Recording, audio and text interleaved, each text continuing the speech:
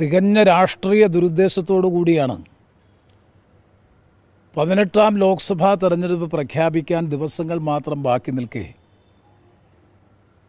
പൗരത്വ നിയമ ഭേദഗതി നിയമം നോട്ടിഫൈ ചെയ്തുകൊണ്ട് നടപ്പാക്കാനുള്ള തീരുമാനം കേന്ദ്ര ഗവൺമെൻറ് എടുത്തിട്ടുള്ളത്. 2019 ഇന്ത്യൻ പാർലമെൻറ്റ് പാസ്സാക്കിയ നിയമം 5 വർഷം കഴിഞ്ഞതിന് ശേഷം ഇപ്പോൾ ഈ നിമിഷം ഇത് നോട്ടിഫൈ ചെയ്ത് വിജ്ഞാപനം ചെയ്ത് പ്രാവർത്തികമാക്കുന്നതിന് പിന്നിൽ മതപരമായ വിഭാഗീയത സൃഷ്ടിച്ച് ധ്രുവീകരണമുണ്ടാക്കി രാഷ്ട്രീയ ലാഭം കൊയ്യുക എന്ന കേവലമായ പൊളിറ്റിക്കൽ അജണ്ടയുടെ ഭാഗമായിട്ടാണ്. ഞാൻ മനസ്സിലാക്കുന്നത് ശരിയെങ്കിൽ പ്രാണപ്രതിഷ്ഠ നടന്നു, അയോധ്യയിൽ ക്ഷേത്രം ആരാധനാനുഷ്ഠാനങ്ങൾക്ക് തുടക്കം കുറിച്ചു. അവർ പ്രതീക്ഷിച്ചതുപോലെയുള്ള ഒരു പോളറൈസേഷൻ അല്ലെങ്കിൽ ഒരു ധ്രുവീകരണം, മതപരമായ ധ്രുവീകരണം അതിലൂടെ സൃഷ്ടിച്ചെടുക്കാൻ കഴിഞ്ഞില്ല. കാരണം ഇന്ത്യയിലെ മുസ്ലിം സമൂഹം അവർക്ക് കനത്ത വിയോജിപ്പും അമർഷവും പ്രതിഷേധവും ഉണ്ടെങ്കിൽ പോലും ഒരു മതവിഭാഗത്തിൻ്റെ അല്ലെങ്കിൽ ഒരു വലിയ സമൂഹത്തിൻ്റെ വിശ്വാസ കേന്ദ്രമാണ് എന്ന പൊതുവികാരത്തോടു കൂടി അവർ നിൽക്കുകയും അവരാ വിഷയത്തെ ഉൾക്കൊള്ളുകയും ചെയ്തതോടുകൂടി ഒരു സംഘർഷാത്മകമായ സാഹചര്യവും അതിലൂടെ സൃഷ്ടിക്കപ്പെടാൻ സാധ്യതയുള്ള ധ്രുവീകരണവും BJP പ്രതീക്ഷിച്ചതുപോലെ ഉണ്ടായില്ല എന്ന് വേണം വിലയിരുത്താൻ.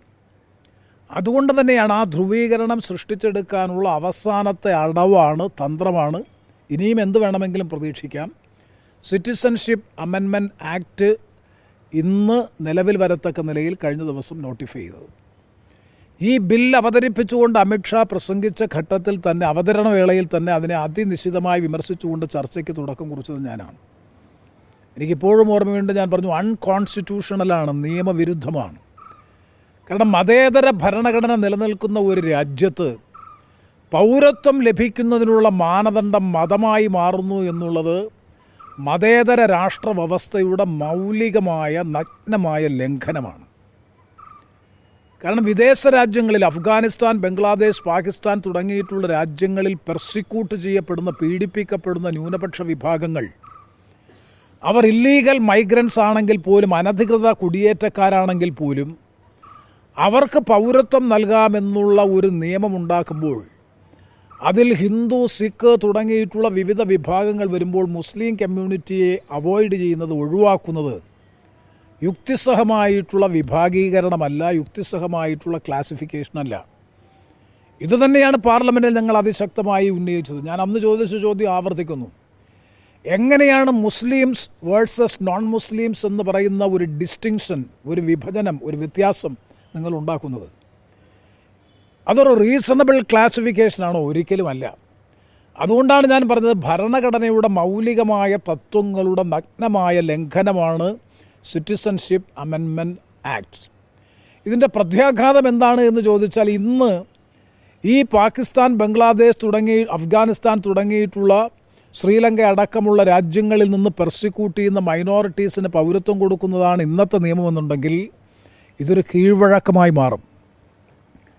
കാരണം പൊതുധാരയിൽ നിന്നൊരു സമൂഹത്തെ മാറ്റി നിർത്തുന്ന പ്രക്രിയ നാളെ ആവർത്തിക്കപ്പെടാൻ, പല കാര്യങ്ങളിലും ആവർത്തിക്കപ്പെടാനുള്ള സാധ്യതയുണ്ട്.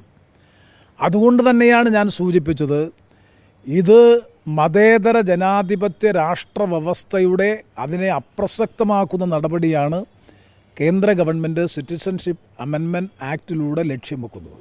ഇന്ത്യ മുന്നണി അധികാരത്തിൽ വന്നാൽ ഈ പൗരത്വ ഭേദഗതി ബില്ല് റദ്ദ് ചെയ്യുമോ? ഞങ്ങൾ ഓൾറെഡി പ്രഖ്യാപിച്ചു കഴിഞ്ഞു, ഇന്ത്യ മുന്നണി അധികാരത്തിൽ വന്നാൽ ഈ പൗരത്വ നിയമ ഭേദഗതി റദ്ദ് ചെയ്യുമെന്ന കാര്യത്തിൽ ഒരു സംശയവും വേണ്ട. അതിനെതിരായി അതിശക്തമായിട്ടുള്ള പ്രതിഷേധമാണ്, സമരമാണ് ശ്രീ രാഹുൽ ഗാന്ധിയുടെ നേതൃത്വത്തിൽ ഇന്ത്യയുടെ വിവിധ ഭാഗങ്ങളിൽ നടന്നത്. എൻ്റെ നേതൃത്വത്തിൽ കൊല്ലത്ത് തന്നെ ആയിരക്കണക്കിന് ജനങ്ങളെ പങ്കെടുപ്പിച്ചുകൊണ്ടുള്ള ജനകീയ മാർച്ച് ഞങ്ങൾ സംഘടിപ്പിച്ചു. ഇന്ത്യ മുന്നണി അധികാരത്തിൽ വന്നാൽ സിറ്റിസൺഷിപ്പ് അമെൻമെൻറ്റ് ആക്ട് റദ്ദ് ചെയ്യും, ആ ആക്ട് റിപ്പീൽ ചെയ്യും. കാരണം അത് ഭരണഘടനാ വിരുദ്ധമാണ്. ഭരണഘടന ഉദ്ഘോഷിക്കുന്ന മതേതര രാഷ്ട്രവ്യവസ്ഥയെ തന്നെ അപ്രസക്തമാക്കുന്ന ഒരു നിയമ ഭേദഗതിയാണ് പാർലമെൻറ്റിൽ അവതരിപ്പിച്ചത്. അത് ഒരു തരത്തിലും അംഗീകരിക്കാൻ കഴിയില്ല എന്നുള്ളത് കൊണ്ട് തന്നെ ഇന്ത്യ മുന്നണി അധികാരത്തിൽ വന്നാൽ തീർച്ചയായും ഞങ്ങൾ അത് റദ്ദു ചെയ്യുന്നതാണ്.